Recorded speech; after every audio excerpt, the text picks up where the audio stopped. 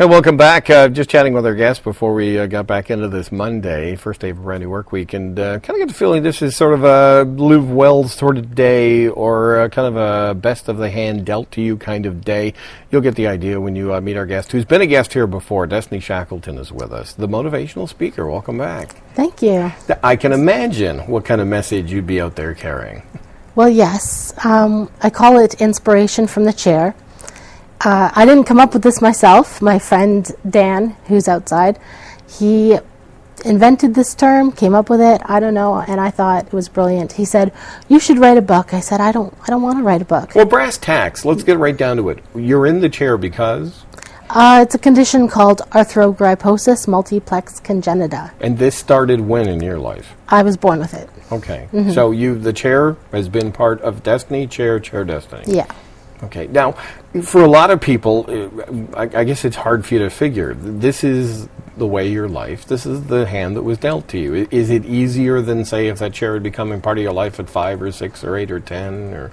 I have no idea whether it would be easier or not. I guess it's what I'm used to, so it's definitely something I'm used to, but I wouldn't say it was easy by any means, and I've had some rough times. And barriers. Let's talk about it. Lots of barriers. Is it the physical or the emotional?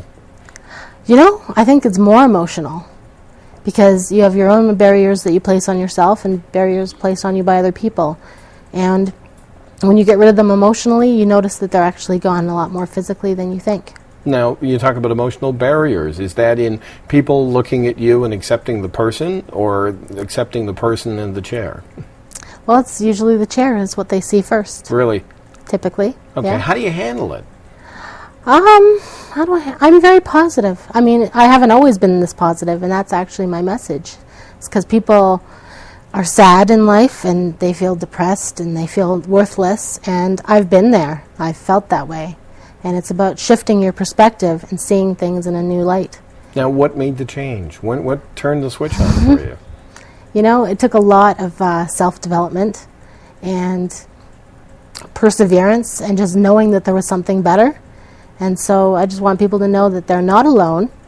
And I share messages with people of my story, and I help them overcome fear. Fear is a huge thing. Now, how did fear impact your life? Did you just decide, or did the world try and tell you, you're in the chair, you can't? Well, the world told me that, and I actually accepted it for a long time. And I was very afraid that who was going to look after me when my parents were gone? Will I ever get married? Will I ever have kids? I was very afraid of all those things, because obviously I'm a person, I want all those things.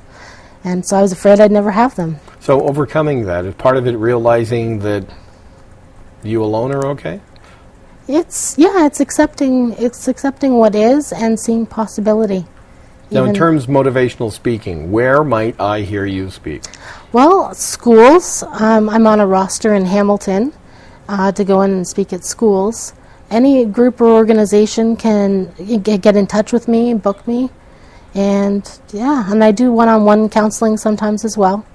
Okay, and we're looking at the website right now where people have more information with everything. Every time I've ever seen you, you've always got a smile on your face. Yeah. Is this a part of the message? It is. It helps. Now, do you tailor the message to the group you're dealing with? Well, sure. It's a little different for kids than it would be for grown-ups, but it's all the same message.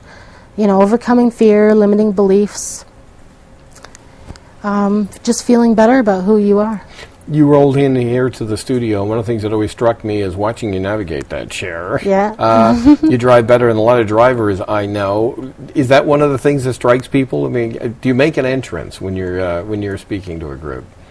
Well, I think I could incorporate it for sure. I haven't really thought of it, but yeah. Well, no, I want to wish you all the best in the future. And thank you. And people who check out the site, and Destiny, all the best. Keep smiling, and thanks for rolling in today. Thanks so much. We're going to be back on a Tuesday, and that means we're going to hear what's happening in the wonderful world of politics. Gee, is anything going on? Andy Woodburn's going to be here. Don Mayo,